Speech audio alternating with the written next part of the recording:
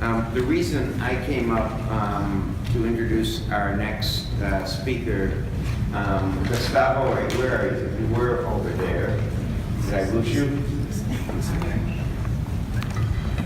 There you are.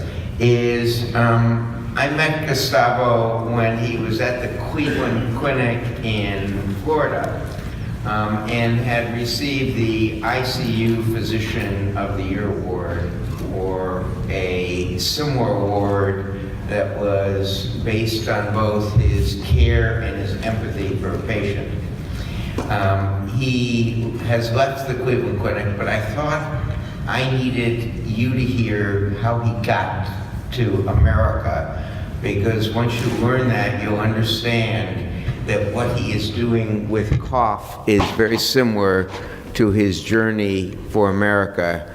To get to America, he is in fact making a major change in our understanding of cough, just as he made a major change in getting out of Cuba. So I want you, if you would, to tell that story for the first 5 minutes. Absolutely. Thank you. Thank you very much, Dr. Roizen. Thank you. So I'm originally from the hillsides of Guantanamo, not Guantanamo Bay. I get the same question. I'm from a small town of about 700 people.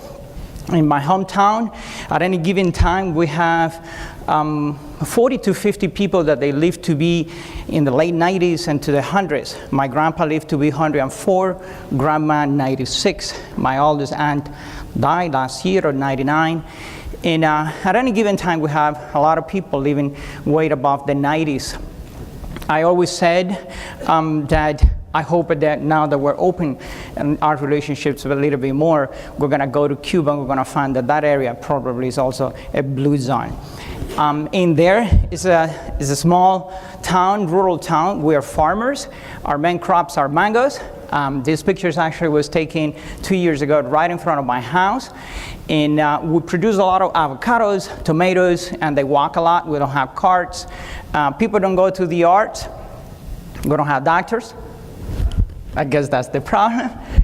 And in my small town, natural remedies, herbs and teas are responsible for the great majority of the common issues that we face: cough, flu, runny nose. My grandma was known in my town as the healer. She was very well known as the person that everybody would run when they have something. And grandma has a remedy for everything. You name it. Anything that you can think of, she has a remedy. So I went on and studied medicine. And during my time in medicine, it was still very much focused on westernized type of medicine. And I ended up in Havana after my med school in the University of Havana to study pulmonary medicine. At that time, I lived in the hillsides of Guantanamo, and Havana is about 500 miles from my hometown. We did not have housing available for doctors coming from the hillsides, and you got to wait in a waiting list. I decided to challenge that, and I went on, and I was homeless for about 18 months of my life. And I slept in patients' room, cold rooms. I took calls from all my friends, and interesting time. Went to bed a few times without food, or several times. Great learning experience. And it was at that time that I was finishing my training in pulmonary medicine in Cuba that the World Health Organization had a meeting in Havana. I presented a study on epidemiology of tuberculosis that was actually created by my mentor. And they liked it, and I was hired by the United Nations to go to Latin America and be in charge of a group of researchers around the Orinoco River. I went on and I spent 18 months in the Orinoco River, going around the beautiful Orinoco, looking for tuberculosis and looking for respiratory issues. And it was at that time that I decided to live heading toward America. In those communities there, during those 18 months that I was working with the native Indians, I learned a lot of things. During the first 3 months of our time in that community, we were not making any progress in the project. We were not clicking with the community. You talk to the people, the healers of town, and they have a lot of remedies and a lot of things that they were similar to the one that my grandma was telling me many years prior, but I did not pay attention neither to the Indians, native Indians, nor to my grandma. But it was an incredible learning opportunity for me there when that anthropology told me, you gotta listen, you gotta embrace people. So it was there, 1999, that I decided to come to America. And I'm gonna try to summarize as much as I can, but for Cubans, today it's easier to travel outside of Cuba, but back in 1999, it was very restricted. Government has a lot of control among his people. Even me, researcher, every 2 months I got to go back to the Cuban embassy in Venezuela and report that I was there, that I was working, and that I'm still attached to you, and so on. And so I carefully planned my escape, gotta say, to America, in July the year 2000, I attempted to leave Venezuela. I had a multiple entry visa from the United Nations, and I was allowed to do so. But when I got to the airport with my everything, I was caught. Because it was the same day that the Cuban government told the government of Venezuela that they're going to be sending a bunch of doctors. I was focused on my trip, and I did not pay attention to the news and media, whatever was happening. I was caught attempting to leave Venezuela, and I was put in prison. I was incarcerated there, and I was incarcerated there for a few days. And it was extremely difficult. Bunch of interrogations and so on. And a group of friends, along with people from the United Nations, they did something that I would not recommend, but they paid for me to escape once again. So 1 week in that prison, close to the airport in Venezuela, I was transferred to go to state prison and wait for my trial there. And then in the way to that prison, my friends and colleagues came next to the police car, and it was kind of a 007 rescue. I was 2 days, 3 days without sleep, sleeping in the back of the car, handcuffed in there. They opened the doors and they grabbed me and they threw me in through the other car, and I ended in those friends' car. And the next 24 hours, I got a flight to Atlanta. I landed in Atlanta, and in Atlanta, I'm going a little bit away from my talk, but it's all good. In Atlanta, I walk in the airport, and the Cubans, we have the Cuban law that allows the Cuban to get parole and enter the States.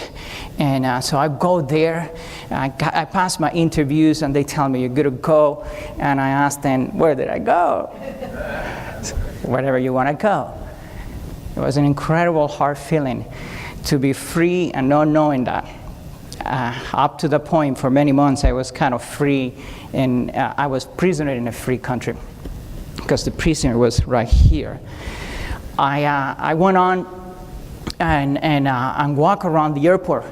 Did not understand an ounce of English, zero. Couldn't talk English, couldn't understand one of those phone booths that you have back there about 15 years ago. Those kind of things that you got to dial, put the money, and spend hours trying to understand that. And I ended up asking a lady that was cleaning, and she spoke a little bit Spanish, and she helped me with the phone, and I called a good friend of mine, and she told me, well, just you have to get a flight to Miami. I said, okay, no problem, and she will receive me there. And so I went to the same lady. She guided me to a counter, and I get to the counter of I will never forget, Continental Airlines. And I fly to Miami, and I walk there. I hear another lady speaking Spanish, and it was a wonderful experience once again. I asked her to help me in the counter, and she said, okay, a trip to Miami is about $180. Pull up what I have in the pockets, and I have about $80. I did want to go back to Cuba that day. It was horrible, but I was standing, and this wasn't planned, Dr. Roizen, but I was standing in line. My world once again crumbled for a minute, and right behind me, I had a lady that she heard that I was saying that I was Cuban. I just got there, and the lady tapped my shoulder, and she said, are you Cuban? I said, yeah. I said, you don't have money, no? I have no money. She said, well, I'm going to pay your ticket. I want to pay your ticket. And I stopped for I don't know how long. I'm trying to thank the lady, and over she went on and paid my ticket. She turned around and came back and put her hand on my shoulder, and she said, son,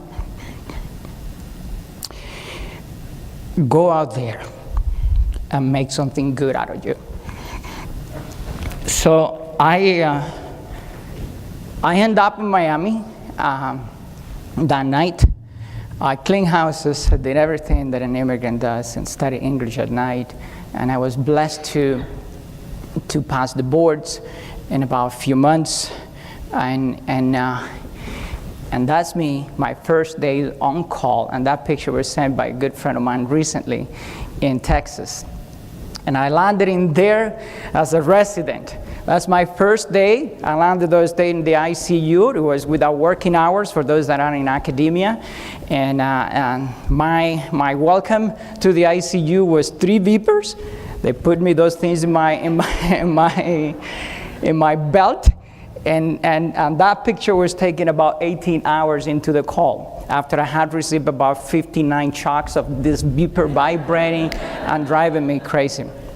But I came to this incredible nation, and they gave me a second chance to do what I love the most.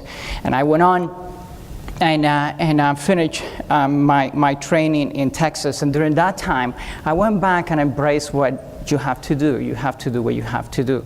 I embraced the practice of doing what I was doing before leaving Grandma's hands and going to the Orinoco, ordering tests, doing everything that we do, and ordering medications and so on.